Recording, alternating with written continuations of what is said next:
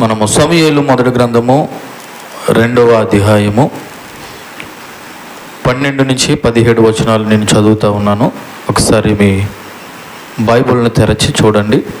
సమూయేలు మొదటి గ్రంథము 2వ అధ్యాయము 12 నుంచి. ఏలీ కుమారులు యెహోవాను ఎరగని వారే మిక్కిలి దుర్మార్గులయుండిరి. జనుల విషయమై యాజకులు చేయుచూ వచ్చిన పని ఏమనగా, ఎవడైనా బలిపశువును వధించిన మీదట మాంసం ముడుకుచుండగా యాజకుని పనివాడు 3 ముండ్ల గల కొంకిని తీసుకుని వచ్చి బొరుసులో కానీ తపేలలో కానీ గోనలో కానీ కొండలో కానీ అది గుచ్చినప్పుడు ఆ కొంకి చేత బయటకు వచ్చిందంతయు యాజకుడు తన కొరకు తీసుకును.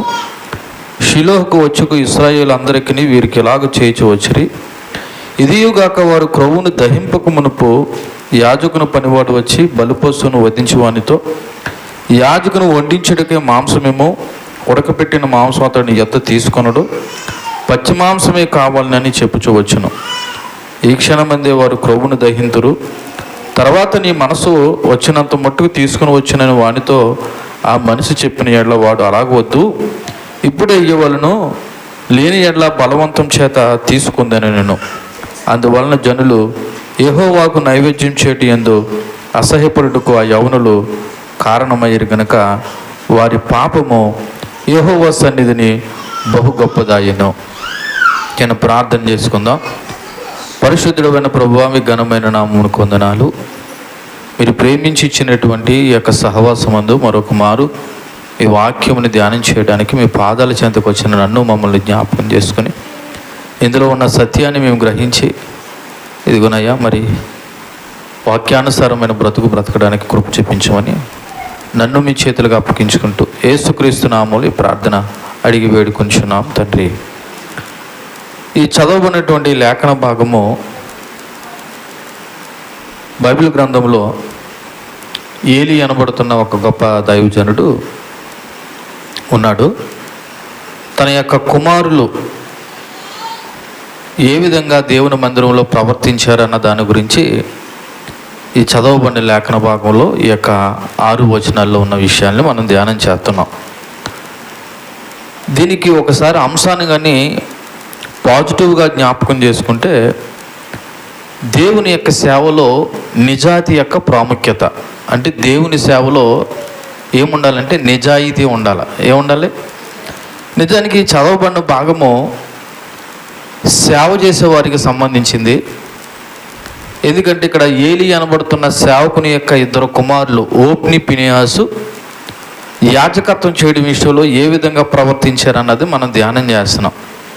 కాబట్టి ఇది సేవకులకు సంబంధించింది. కాబట్టి మాకు పని ఏంటంటే మీరు ఆలోచన చేయకుండా మనం అందరం కూడా దేవుని యొక్క సేవలోనే ఉన్నామనే విషయాన్ని గుర్తెరగాలి. సో పాజిటివ్గా ఆలోచన చేస్తే దేవుని సేవలో నిజాయితీ యొక్క ప్రాముఖ్యత. ఒకవేళ నెగిటివ్గా ఆలోచన చేస్తే ఏలీ కుమారుల యొక్క దుర్మార్గత. అంటే ఈ యొక్క చదవబడిన అంశాన్ని మనం పాజిటివ్ కోణంలో ఆలోచన చేయగలిగితే దేవుని సేవలో నిజాయితీ ఎంత ప్రాముఖ్యమైనది అన్నది ఒకసారి ఆలోచన చేసుకోవాలి. ఒక నెగిటివ్గా మాట్లాడితే ఏలీ కుమారుల యొక్క దుర్మార్గత ఈ చదవబడినటువంటి లేఖన భాగంలో కనబడుతుంది. ఈ మొదటి వచనం ఆధ్యాత్మిక క్షీణత లేదా ఏలీ కుమారుల యొక్క దుష్టత్వం కనబడుతుంది. చూడండి 12వ వచనంలో, ఏలీ కుమారులు యెహోవాను ఎరగని వారై మిక్కిలి దుర్మార్గులై ఉండిరి అని రాయబడి ఉన్నది. ఏలీ కుమారులు అనగా ఓప్ని, ఫినెహాసు. వాళ్ళిద్దరి పేరు ఏం పేరు? ఓప్ని, ఫినెహాసు. వారంట యెహోవాను ఎరగని వారై మిక్కిలి దుర్మార్గులై ఉండిరి. ఇక్కడ యెహోవాను ఎరగని వారి అనే మాటకు అర్థం ఏంటన్నది ఒకసారి ఆలోచన చేసినట్లయితే, యెహోవా దేవుడు ఎవరో వాళ్ళకి తెలియకపోవడం కాదు, యెహోవా దేవుడితో సంబంధం లేకుండా భయభక్తులు కలిగి ఉండడం దేవుని ఎరగకపోవడం. ఒకసారి మళ్ళీ జ్ఞాపకం చేస్తున్నాను. ఇక్కడున్న మనకి కూడా దేవుడు ఎవరో తెలుసు. తెలియదు అంటారా? తెలుసు. కానీ తెలిసిన దేవునితో వ్యక్తిగత సంబంధం లేకపోవడమే దేవుని ఎరగకపోవడం. ఈ రోజున యేసుక్రీస్తు అనే మాట కానీ, యేసుక్రీస్తు అనే దేవుడి గురించి కానీ ఆ మాటకు వస్తే అన్యులను పడుతున్న సహోదరులు కూడా తెలుసు. కానీ వాళ్ళకి దేవునితో ఏముండదంటే వ్యక్తిగత సంబంధం ఉండదు. కానీ ఈ రోజున దురదృష్టవశాత్తు క్రైస్తవులు అనబడుతున్న వారు కూడా దేవునితో ఏమీ లేదంటే వ్యక్తిగత సంబంధం లేదు. దేవుడు తెలుసా, యేసుప్రభు తెలుసా, ఓ మాకెందుకు తెలియదు అని చాలా చక్కగా మాట్లాడుతున్నారు. కానీ ఆ దేవునితో ఏమీ లేదంటే వ్యక్తిగత సంబంధం లేదు. ఇక్కడ ఏలీ కుమారులు దేవుని ఎరగని వారే అనే మాటకి అర్థం ఏంటంటే వాళ్ళు దేవునితో వ్యక్తిగత సంబంధం లేకుండా, దేవుడంటే భయం లేకుండా జీవిస్తూ వాళ్ళ ఇష్టానుసారంగా జీవిస్తున్నారు. అందుకే వాళ్ళు దేవుని ఎరగని వారే అనే మాట మాట్లాడవలసి వచ్చింది. ఇక్కడ ఏలీ కుమారులు ప్రధానంగా 3 విషయాల్లో తప్పిపోయారు. ఒకటి ఏంటన్నది ఆలోచన చేస్తే వాళ్ళు తప్పిపోయినటువంటి 3 విషయాలను కానీ మనం ఒకసారి ఆలోచన చేయగలిగినట్లయితే, వాళ్ళు బలి సమయంలో, ఏం సమయంలో, దేవుని యొక్క వ్యక్తిగత జీవితంలో వాళ్ళు 3 విషయాలు తప్పిపోయిన విషయం ఏంటంటే దేవుని యొక్క ఆరాధన నియమాలు ఉల్లంఘించారు. దేవుని యొక్క ఆరాధన నియమాలు ఏం చేశారు? ఉల్లంఘించారు. రెండోది, ప్రజలు అర్పించే బలులను దుర్వినియోగం చేశారు. ప్రజలు అర్పించే బలులు ఏం చేశారు? దుర్వినియోగం చేశారు. మూడోది ఏం చేశారంటే మందిరంలోకి వచ్చిన స్త్రీలతో పాపం చేశారు. మందిరంలోకి వచ్చిన స్త్రీలతో ఏం చేశారు? పాపం చేశారు. ఒకటి, దేవుని ఆరాధన నియమాలు ఉల్లంఘించారు. 2, ప్రజలు తీసుకొచ్చిన బలుని ఏం చేశారంటే దుర్వినియోగం చేశారు. 3, మందిరంలోకి వచ్చిన స్త్రీలతో వాళ్ళు ఏం చేశారంటే పాపం చేశారు. అందుకే దీన్ని నెగిటివ్ కోణంలో ఆలోచన చేయగలిగితే ఏలీ కుమారుల యొక్క దుర్మార్గత అని చెప్పాలి. ఒకవేళ సేవాపరంగా ఆలోచన చేస్తే వాళ్ళకి సేవలో ఏమీ లేదంటే నిజాయితీ లేదని చెప్పాలి. ఇప్పుడు ఈ చదవబడిన 12వ వచనాన్ని కానీ ఒకసారి మనం మరలా ఒకసారి కులంకషంగా ఆలోచన చేస్తే, ఏలీ కుమారులు యెహోవాని ఎరగిన వారే మిక్కిలి దుర్మార్గులై ఉండిరి. దుర్మార్గులు. ఇలా చూడండి, నా వైపు చూడండి. దేవుని ఎరగని వాడు, దేవుడంటే భయం లేనివాడు అంటే అది వేరే విషయం. వీళ్ళు ఎవరంటే పాస్టర్ గారి పిల్లలు. ఎవరి పిల్లలు? పాస్టర్ గారి పిల్లలు. అంటే పాస్టర్ గారి పిల్లలు అంటే అది కూడా ప్రత్యక్షంగా వాళ్ళ తండ్రిని దగ్గరుండి చూసి బలులు, నియమాలు, నిబంధనలు అన్నీ దగ్గరుండి ఎరిగిన వారు దుర్మార్గులై ఉండిపోయారంటే వాళ్ళు ఎంత భ్రష్టులైపోయారో ఒకసారి ఆలోచన చేయండి. అప్పుడప్పుడు లోకానుసారంగా కూడా ఈ విధంగా మాట్లాడతారు. చూడండి పాస్టర్ గారి పిల్లలు ఎలా మాట్లాడుతున్నారు, పాస్టర్ గారి పిల్లలు ఎలా తిరుగుతున్నారు, పాస్టర్ గారి పిల్లలు ఎలా ప్రవర్తిస్తున్నారు అని ప్రజలు కూడా మాట్లాడుతూ ఉంటారు. ఎందుకంటే పాస్టర్ గారు పిల్లలంటే ఒక ప్రత్యేకంగా ఉండాలనే ఒక ఆలోచన సామాన్య మనుషులు కూడా ఉంటుంది. కానీ ఈ చదవబడిన లేఖలో ఉన్నటువంటి ఏలీ కుమారులు ఎంత దుర్మార్గులు అయిపోయారంటే మిక్కిలి దుర్మార్గులు అయిపోయారు. మిక్కిలి అంటే ఇంక చెప్పడానికి కూడా వీలు లేనంత దుర్మార్గులు అయిపోయారు. గుర్తుపెట్టుకోండి, ఇక్కడ ఒక విషయాన్ని మనం జ్ఞాపకం చేసుకోవాలి. ఇలా చూడండి, ఏలీ కుమారులే కాదు, నా వైపు చూడండి, ఏలీ కుమారులే కాదు, ఈ రోజున దేవునితో వ్యక్తిగత సంబంధం లేని, ఈ రోజున దేవునితో వ్యక్తిగత సంబంధం లేనటువంటి వారు కూడా అందరూ ఎలా మారుతారంటే దుర్మార్గుల కింద మారుతారు. ఎలాగండి? దేవునితో ఏ సంబంధం? వ్యక్తిగత సంబంధం. వ్యక్తిగత సంబంధం అంటే ఏంటి? వ్యక్తిగత సంబంధం అంటే ఏంటి?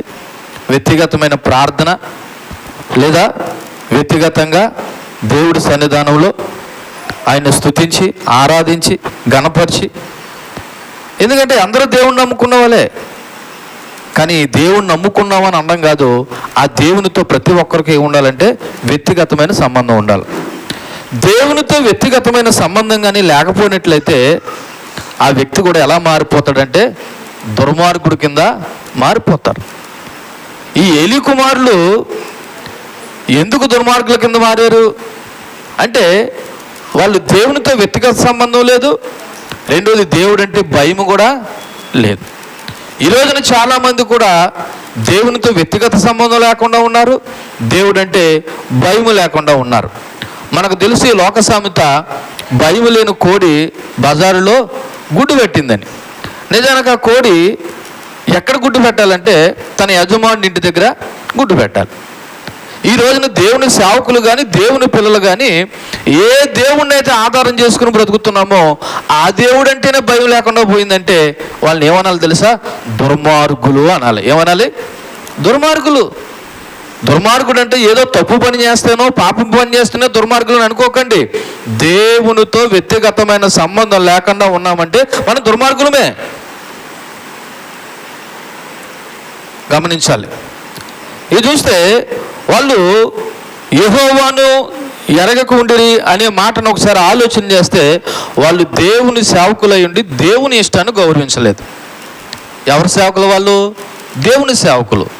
దేవుని సేవకులై ఉండి ఎవరి ఇష్టాన్ని గౌరవించలేదంటే దేవుని యొక్క ఇష్టాన్ని గౌరవించలేదు. కాబట్టి వాళ్ళని దుర్మార్గుల కింద వర్ణించడం జరిగింది. గమనించాలి సంగమా. ఈ రాత్రి కూడా ఒకసారి మనం ఆలోచన చేస్తే ఇక్కడున్న మీరు కూడా దేవుని ఎరిగిన వారే ఉన్నారా అంటే, దేవుని ఎరిగిన వారే అనే మాటకి యేసుప్రభు మాకెందుకు తెలియదేనండి? మేము అందుకే కదా మందిరంలోకి వచ్చాము, పాటలు పాడుతున్నాం, ప్రార్థన చేస్తున్నాం. నేను దాని గురించి మాట్లాడలేదు. దేవునితో నీ వ్యక్తిగత సంబంధం ఎలాగుంది? దేవుని ఎరిగావా? దేవుని ఎరగడమే కాదు, దేవుని యొక్క ఆజ్ఞానుసారంగా నడుస్తున్నావా? ఇక్కడ ఏలీ కుమారులు చేసిన పొరపాట్లవే. వాళ్ళకి దేవుడు అంటే తెలుసు, యెహోవా అంటే తెలుసు, బలి అంటే ఏంటో తెలుసు, ఆ బలి అర్పించే విధానము తెలుసు, వాళ్ళు ఎప్పుడు ఏమి తీసుకోవాలో తెలుసు, అన్నీ తెలుసు. ముఖ్యంగా దేవుని మందిరంలోకి వచ్చిన వారితో స్త్రీలతో పాపం కూడా చేశారంటే వీళ్ళు తెలియక కాదు, తెలుసుండే వాళ్ళు అలా ప్రవర్తించడానికి కారణం ఏంటంటే వాళ్ళకి దేవుడు అంటే భయం లేదు, దేవునితో వ్యక్తిగతమైన సంబంధం లేదు. ఆ విషయాన్ని గమనించాలి. ఇకపోతే ఈ 13వ వచనాన్ని ఒకసారి కూడా జ్ఞాపకం చేసుకుందాం. ఈ 13వ వచనంలో జనుల విషయమై యాజకులు చేయొచ్చు వచ్చిన పని ఏమనగా, ఎవడైనా బలి పశువును వధించిన మీదట మాంసము ఉడుకుచుండగా యాజకుని పనివాడు 3 మొండ్ల గల కొంకిని తీసుకుని వచ్చి, అంటే ఇక్కడ సాధారణంగా బలి అర్పణ విషయంలో దేవునికి ఇష్టమైనటువంటిది ఏంటంటే కొవ్వు, రెండోది ఉత్తమమైనటువంటి భాగాలు దేవుడికి అర్పించాలి. ఏదైనా ఒక బలి పశువుని బలి అర్పించడానికి వచ్చినప్పుడు దేవుడికి ఇష్టమైనది ఏంటంటే కొవ్వు. ఏ కొవ్వు? ఏ కొవ్వు అండి? ఆ బలి పశువు యొక్క కొవ్వు. అలాగే కొన్ని ముఖ్యమైన భాగాలు. ఒకసారి మనం లేవియకాండము 3వ అధ్యాయము 3వ వచనం నుంచి మనం చదివినట్లయితే అక్కడ రాయబడి ఉంటుంది. 3వ అధ్యాయము 3వ వచనం. అతడు ఆ సమాధాన బలి పశువు యొక్క ఆంత్రముల లోపల క్రొవ్వును, ఆంత్రముల మీద కొవ్వు అంతటిని, 2 మూత్ర గ్రంథులను, వాటి మీద డొక్కల మీద ఉన్న క్రొవ్వును, కాలేజు మీద ఉన్న మూత్ర గ్రంథాల మీదనున్న వపను యెహోవాకు హోమముగా ఏం చేయాలంటే అర్పించవలను. అహరోను కుమారులు బలిపీఠం మీద అనగా అగ్ని మీద కట్టెల పైన ఉన్న దహన బలి ద్రవ్యము పైన దానిని దహింపవలను. అది యెహోవాకు ఇంపైన సువాసన గల హోమము. అది బలి పశువుని తీసుకొచ్చిన తర్వాత దేవుని యొక్క యాజకుడు లేదా యాజకుని యొక్క కుమారులు చేయవలసిన పని ఏంటంటే, ఆ బలి పశువు మీద ఉన్నటువంటి క్రొవ్వు ఏ ఏ భాగాల్లో ఉన్నదో ఆ కొవ్వు అంతా తీసి ఆ బలిపీఠం మీద చేసి అగ్నితో కాల్చినప్పుడు ఆ పొగ వస్తా చూసారా, అది ఆ హోమము ఎవరికి ఇష్టమంట? ఎవరికి ఇష్టమంట? దేవునికి ఇంపైనటువంటి వాసన లేదా సువాసన అని రాయబడి ఉన్నది. అయితే ఇక్కడ ఏలీ కుమారులు ఆ నియమాన్ని పాటించలేదు. ఇలా చూడండి, ఏలీ కుమారులు ఆ నియమాన్ని పాటించట్లేదు. ఏటి ఆ నియమం అంటే ఒకసారి మరలా చూస్తే 13వ వచనం, జనుల విషయమై యాజకులు చేయవచ్చే పని ఏమనగా, ఎవడైనా బలి పశువును వధించిన మీదట మాంసము ఉడుకుచుండగా. ఏం ఉడుకుచుండగా? అసలు ముందు మాంసం ఉడకడానికి ముందు వీళ్ళు ఏం చేయాలంటే యాజకులు ఆ కొవ్వుని తీసి ఏం చేయాలా? దహన బలి అర్పించాలి. ఆ కొవ్వుని తీసి వీళ్ళు దహన బలి అర్పించకుండా ఏం చేస్తున్నారంటే ముందు వాళ్ళకి కావలసిన మాంసాన్ని అడుగుతున్నారు. వాళ్ళకి కావలసినటువంటి మాంసాన్ని అడుగుతున్నారు. ఇక్కడ యాజకుడి యొక్క అనైతిక ప్రవర్తన కనబడుతుంది. అనైతిక ప్రవర్తన అంటే యాజక నియమాల ప్రకారం వాళ్ళు ఏం చేయట్లేదంటే నడవట్లేదు. వాళ్ళు బలి మాంసము అర్పణకు ముందే దాన్ని తీసుకోవడానికి ప్రయత్నం చేస్తారు. ఇంకా బలి అర్పించకుండానే లేదా ఆ యొక్క కొవ్వును దహనం చేయకుండానే ముందు ఏమి ఇచ్చేయమంటున్నారు? వాళ్ళకి కావాల్సిన వాటా వాళ్ళకి ఇచ్చేయమంటున్నారు. దేవుడు ఫస్టా మనం ఫస్టా? మరి దేవుడికి బలి ఇవ్వడానికి వచ్చినప్పుడు దేవుడికి ఇవ్వాల్సిన ముందు దేవుడికి ఇచ్చేయాలా, లేకపోతే ముందే మనమే తినేయాలా? ఎవరు ఫస్ట్? దేవునికి ఫస్ట్. అసలు నువ్వు అర్పించిందే దేవుడికి బలి ఇవ్వడానికి తీసుకొచ్చావు బలి పశువుని. కాబట్టి ఇప్పుడు బలి పశువుని తీసుకొచ్చిన తర్వాత ఆ బలి యొక్క క్రొవ్వును దానం చేయకముందే వీళ్ళు ఏం అడుగుతున్నారంటే అందులో ఉన్నటువంటి మాంసాన్ని అడుగుతున్నారు. అంటే ఇక్కడ ఏం లోపించిందంటే దేవుని ఆరాధనలో పవిత్రత పోయింది. ఏం పోయింది? దేవుని ఆరాధనలో పవిత్రత పోయింది. ఇప్పుడు ఆ బలి పశువు బలి ఇచ్చిన తర్వాత దాని మీద ఉన్న కొవ్వంతా ఆ బలిపీఠం మీద దహనం చేసినప్పుడు జరిగితేనే అది నిజమైనటువంటి దహన బలి, అది దేవునికి ఇంపైన సువాసన. ఇప్పుడు అలా జరగలేదంటే ఇప్పుడు ఆ బలిలోనూ ఆ బలి ఆరాధనలో ఏం పోయిందంటే పవిత్రత పోయింది. ఏం పోయింది? పవిత్రత పోయింది. మీకు అర్థమయ్యేలా ఒక విషయాన్ని జ్ఞాపకం చేస్తాను. ఇక్కడ మనం అందరూ ఎందుకు వచ్చాము? దేవుని ఆరాధించడానికి, స్తుతించడానికి. ఇప్పుడు దేవుణ్ణి ఆరాధించడానికి, స్తుతించడానికి వచ్చిన మనము ఆ పని చేయలేదనుకో, ఇప్పుడు ఈ ఆరాధనలో ఏమి లేనట్టు. వచ్చావు కానీ ఈ ఆరాధనలో నీ యొక్క పాత్ర ఏమీ లేదు. అలాగే వాళ్ళు బలి అర్పిస్తున్నారు కానీ ఆ బలిలో యాజకుడు చేయవలసిన అతి ప్రాముఖ్యమైన పని చేయకుండా ముందు వాళ్ళకి కావలసిన మాంసాన్ని తీసుకుంటే ఆ ఆరాధనలోనూ ఆ బలిలోనూ ఏమి లోపించిందంటే పవిత్రత లోపించింది. కాబట్టి సేవకులైనా దేవుని పిల్లలైనా ఆరాధనలో పవిత్రత ఉండాలి. ఆరాధనలో ఏముండాలి? పవిత్రత ఉండాలి. హృదయంలో నుండి దేవుని భయం కనబడాలి. దేవుని భయం లేనప్పుడు అది దేవుని యొక్క కన్ను నుండి దూరంగా కనబడుతూ ఉంటుంది. కాబట్టి ఇది ఒక మనకి హెచ్చరిక. ఆరాధనలో స్వార్థం ఉండకూడదు. దేవుని గౌరవాన్ని ఉన్నతంగా ఉంచాలి. దేవునికి మనం అర్పించే అర్పణలు నిజాయితీతోనూ ఆయనకు ఆజ్ఞలకు అనుగుణంగా ఉన్నాయో లేదో పరిశీలన చేసుకోవాలి. ఆయన యొక్క ఆజ్ఞలకు అనుగుణంగా ఉన్నాయో లేదో పరిశీలన చేసుకోవాలి. మనం కూడా అప్పుడప్పుడు దేవునికి మొక్కుకున్నామని అంటుంటారు. మరి మిమ్మల్ని ఎవరు మొక్కుకున్నామన్నారో నాకు తెలియదు కానీ ఒకవేళ మొక్కుకున్నారు కానీ అందులో శ్రేష్టమైనది ఏం చేయాలా? దేవునికి ఏం చేయాలా? అర్పించాలి. కానీ మనం ఏం చేస్తాం తెలుసా? చాలా స్వార్థపూర్తిగా ఆలోచిస్తాం. ఏది బలహీనమైనది అది ఇవ్వడానికి ప్రయత్నం చేస్తాం. కాబట్టి ఆలోచన చేయండి. ఆ దేవుని యొక్క సేవకులు అనబడుతున్న వీళ్ళు ఏ విధంగా ప్రవర్తించారంటే ఆ దేవుడికి చెందవలసిన ఆ హోమము ఆ పవిత్రత లేకుండానే ముందు వాళ్ళు ఆతృతపడి స్వార్థంగా ప్రయత్నించారు. చూడండి 14వ వచనంలో బరుసులో కానీ తపెలలో కానీ గోనలో కానీ కొండలో కానీ అది గుచ్చినప్పుడు ఆ కొంకి చేత బయటికి వచ్చిందంతయో యాజకుడు తన కొరకు తీసుకును. షిలోహు వచ్చు ఇశ్రాయేలులందరికీ వీరు ఇలాగును చేయించు వచ్చిరి. ఈ వచనంలో ఏలీ కుమారులు అనబడుతున్న ఓప్ని ఫినెహాసు యొక్క అనైతికమైన ప్రవర్తన మరింత తీవ్రంగా ఉంది.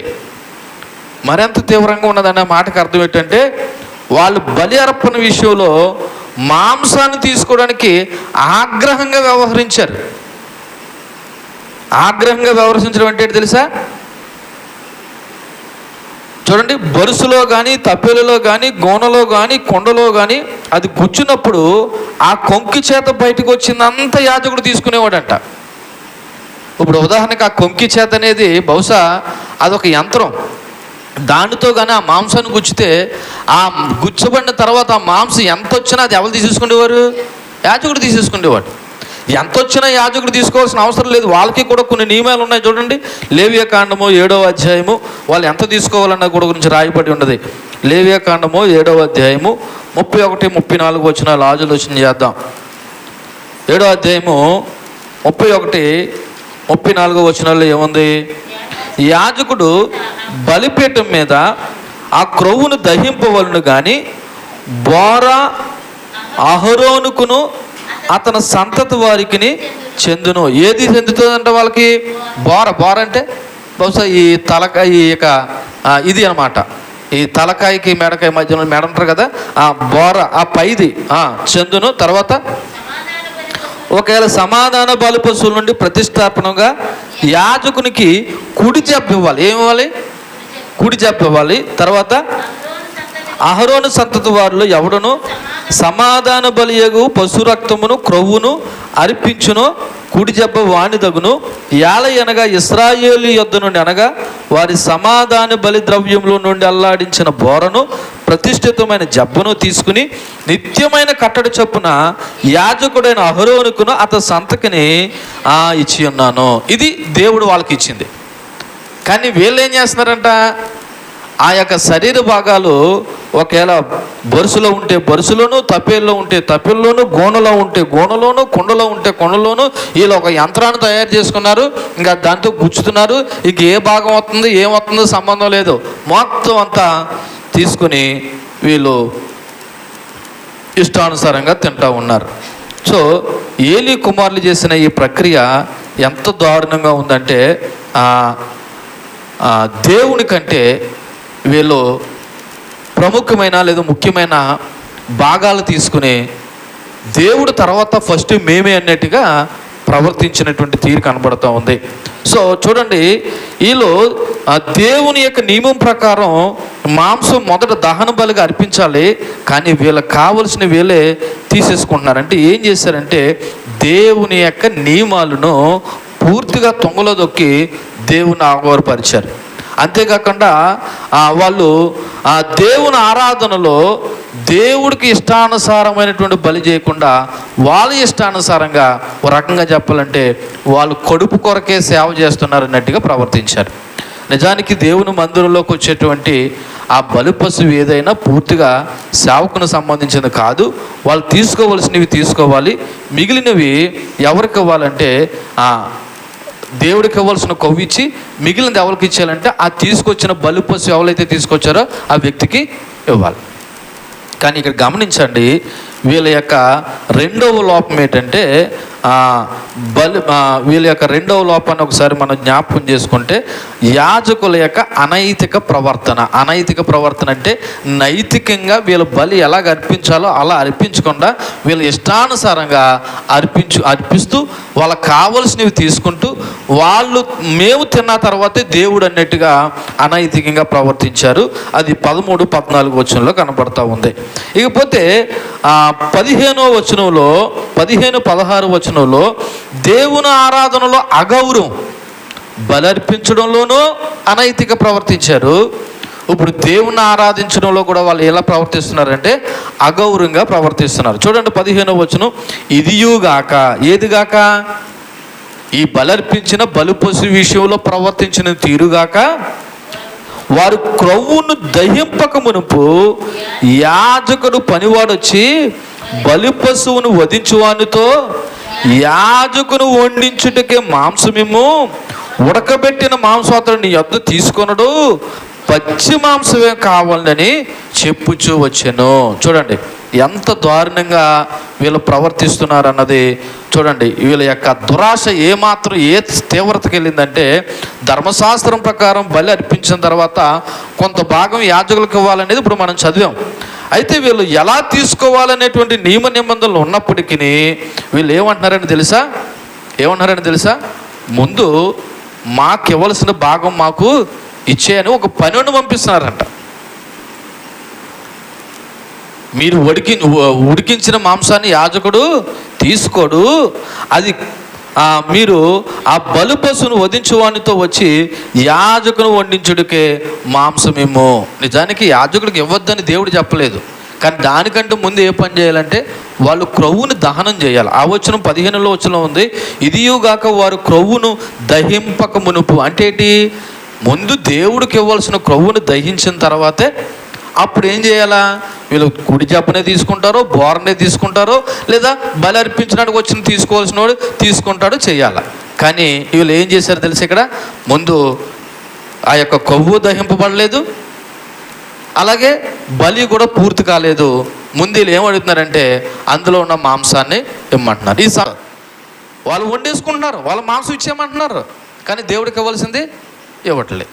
ఒకసారి మరలా జ్ఞాపకం చేస్తున్నాను ఆ 15వ వచనం. ఇదియోగాక వాడు క్రొవ్వును దహింపక మునుపు యాజకుని పనివాడు వచ్చి బలి పశువును వధించువానితో యాజకును వడ్డించుటకై మాంసమేమో ఉడకబెట్టిన మాంసం అతని యొద్ద తీసుకొనడు, పచ్చి మాంసమే కావాలని చెప్పుచూ వస్తున్నారు. అంటే ఏలీ కుమారులు పూర్తిగా దేవుని యొక్క నియమాలను తొంగలో దొక్కి వాళ్ళ ఇష్టానుసారంగా ప్రవర్తిస్తూ ఉన్నారు. ఇది ఆరాధన క్రమాన్ని కూడా వీళ్ళు ఏం చేశారంటే పూర్తిగా అగౌరవపరిచారు. ఇకపోతే 16వ వచనాన్ని కూడా ఒకసారి చదువుదాం. 16వ వచనంలో, ఈ క్షణమందే వారు క్రొవ్వును దహింతురు, తర్వాత నీ మనస్సు వచ్చినంత మట్టుకు తీసుకుని వచ్చినని వానితో ఆ మనిషి చెప్పిన ఎడల వాడు అంటున్నాడంటూ వచ్చినాడు, అలాగ వద్దు, ఇప్పుడే ఇవ్వలను, లేని ఎడల బలవంతము చేత తీసుకుందాము. అవును, ఈ రోజున చాలామంది బలవంతంగా దేవుడికి ఇవ్వాల్సింది వాడుకుంటున్నారు. అక్కడ ఏమంటున్నాడు తెలుసా? ఆ బలి అర్పించడానికి వచ్చాడు కదా, ఉదాహరణ నువ్వే వచ్చావు అనుకో, బలి పశువు పట్టుకుని వచ్చావు. ఆ బలి పశువును వధించేవాడితో వీళ్ళు ఏమంటున్నారు? ఫస్ట్ పాస్టర్ గారికి లేదా ఏలీ కుమారులకి యాజకులకి కావలసిన తొడభాగమో లేకపోతే ఆ మాంసం ఇచ్చేయమంటున్నారు. ఈ బలి అర్పించిన వాడు వచ్చినాడంట, అయ్యా తీసుకుందరు కానీ ముందు దేవునికి ఇవ్వాల్సిన ద్రవ్య భాగాన్ని చెల్లించనివ్వండి, తర్వాత మీరు తీసుకుందరు కానీ అని మాట్లాడితే వీడు ఏమంటాడంటే తెలుసా? 16వ వచనంలో, ఈ క్షణమంది వారు క్రొవ్వును దహింతురు, తర్వాత నీ మనసుకు వచ్చినంత మట్టుకు తీసుకో. ఫస్ట్ దేవుడికి ఏం చేయాలా? చెల్లించేయాలా. కొవ్వుని ఏం చేయాలా? దహనం చేసేయాలా.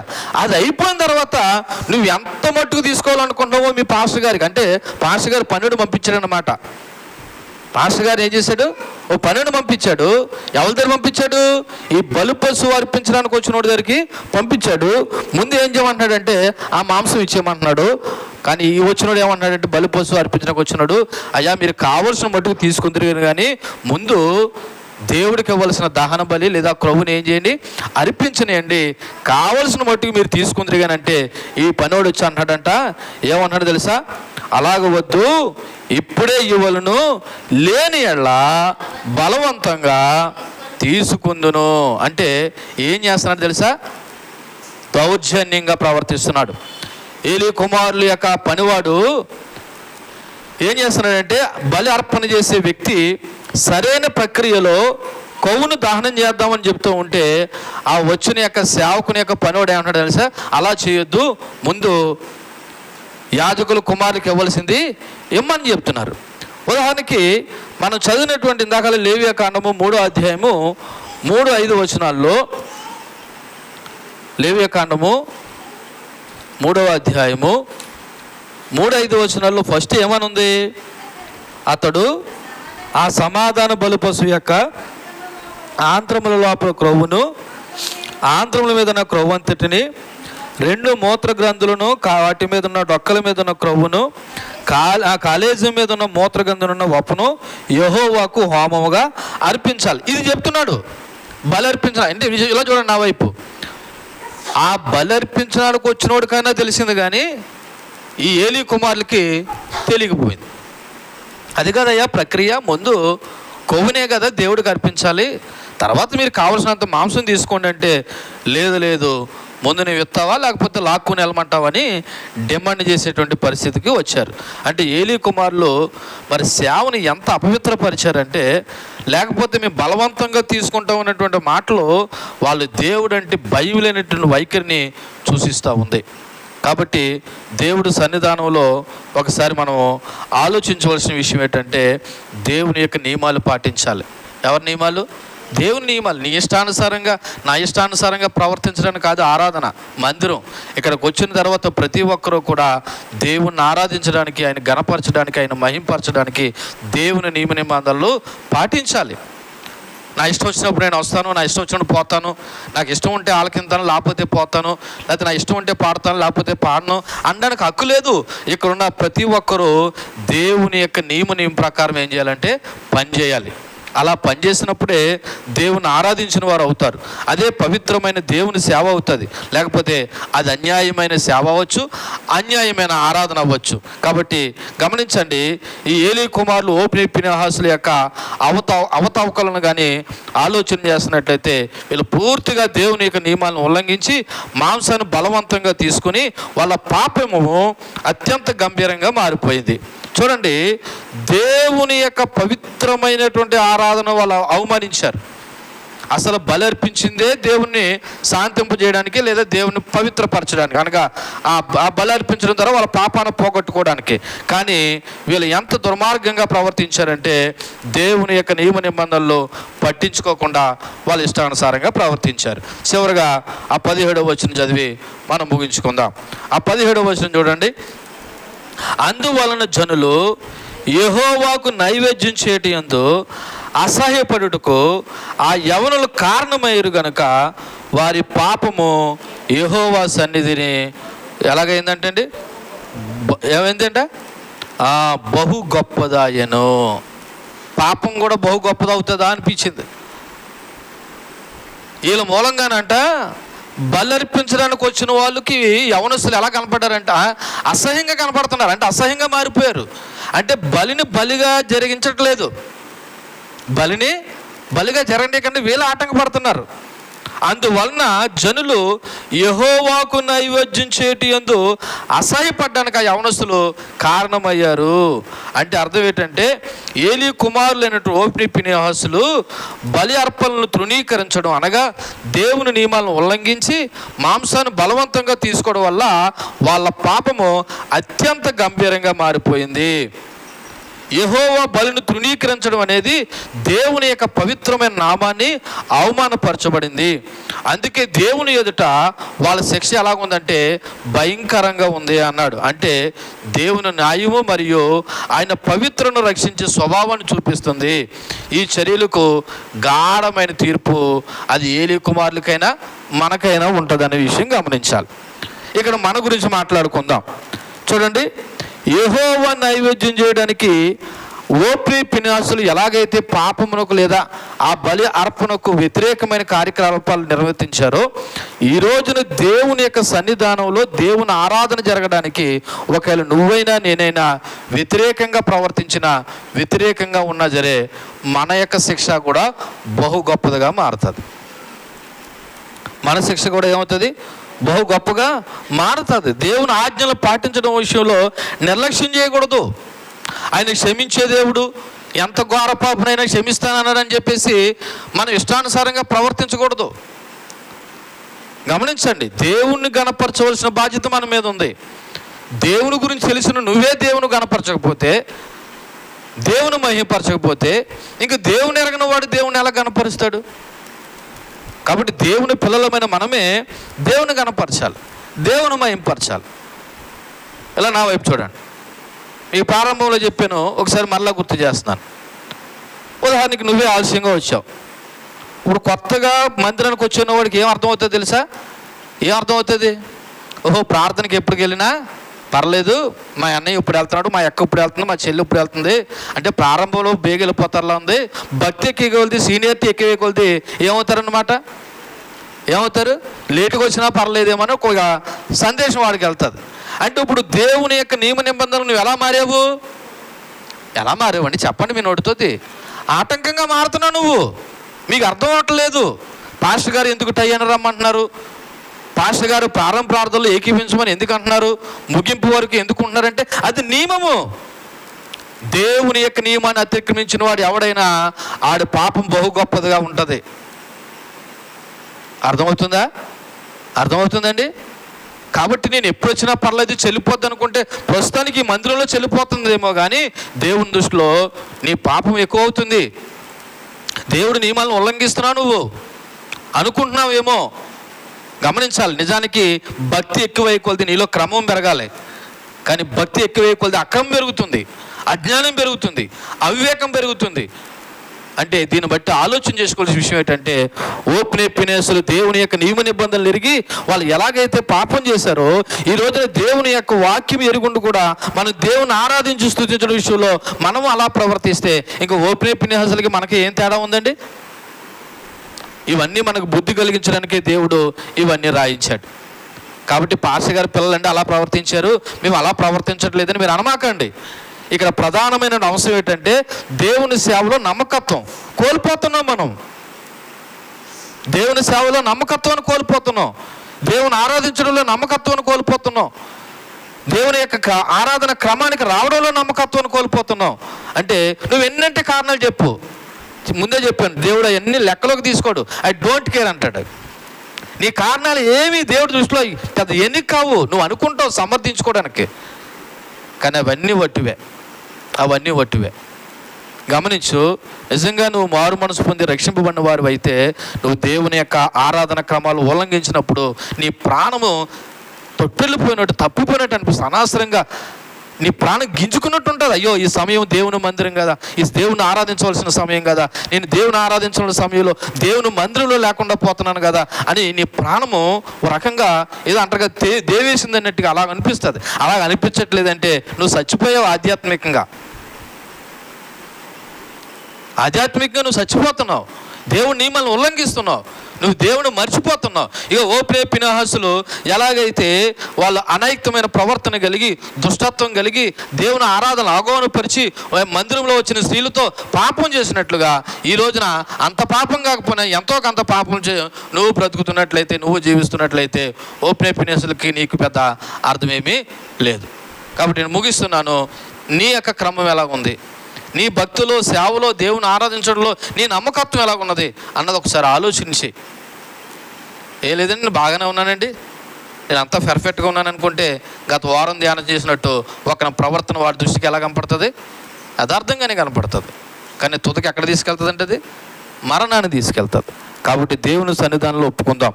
మన ఆరాధన క్రమము లేదా దుష్టత్వము, లేకపోతే అగౌరవపరిచే ఆరాధన, అనైతికమైన ఆరాధన, దేవుని ఇవ్వడం విషయంలో లెక్క లేకపోవడము, ఇవన్నీ మనలో ఉన్నప్పుడు సరి చేసుకుందాం.